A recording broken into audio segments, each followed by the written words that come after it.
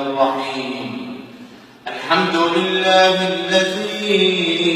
أنزل على عبده الكتاب ولم يجعل له عوجا قيما لينذر بأسا شديدا من لدنه ويبشر المؤمنين الذين يعملون الصالحات أن لهم أجرا حسنا ماكثين فيه أبدا وينذر الذين قالوا اتخذ الله ولدا ما لهم به من علم ولا لآبائهم كبرت كلمة تخرج من أفواههم إن يقولون إلا كذبا فلعلك باخع نفسك على آثارهم إن لم يؤمنوا بهذا الحديث أسفا إنا جعلنا ما على الأرض زينة لها لنبلوهم أيهم أحسن عملا وإنا لجاعلون ما عليها صعيدا جرزا أم حسبت أن أصحاب الكهف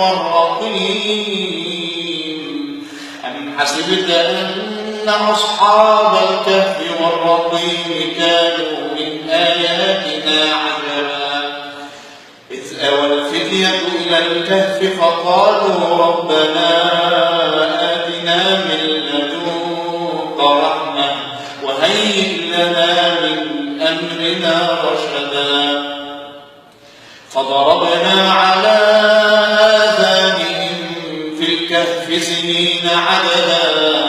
ثم بعثناهم لنعلم أي الحزبين أحصى لما لبثوا أمدا نحن نقص عليك نبأهم بالحق إنهم فتية آمنوا بربهم وزدناهم هدى وربطنا على قلوبهم إذ قاموا فقالوا ربنا رب السماوات والأرض لن ندعو من دونه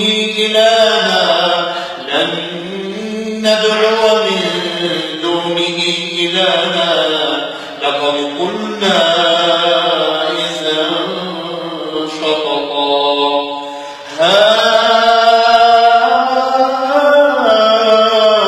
هؤلاء قوم اتخذوا من دونه آلهة لولا يأتون عليهم بسلطان بين فمن أظلم ممن افترى على الله كذبا وإذا اعتزلتموهم وما يعبدون إلا الله فأووا إلى الكهف ينشر لكم ربكم من رحمته ويهيئ لكم من أمركم مرفقا وترى الشمس إذا طلعت تزاور عن كهفهم ذات اليمين وإذا غربت تقرضهم ذات الشمال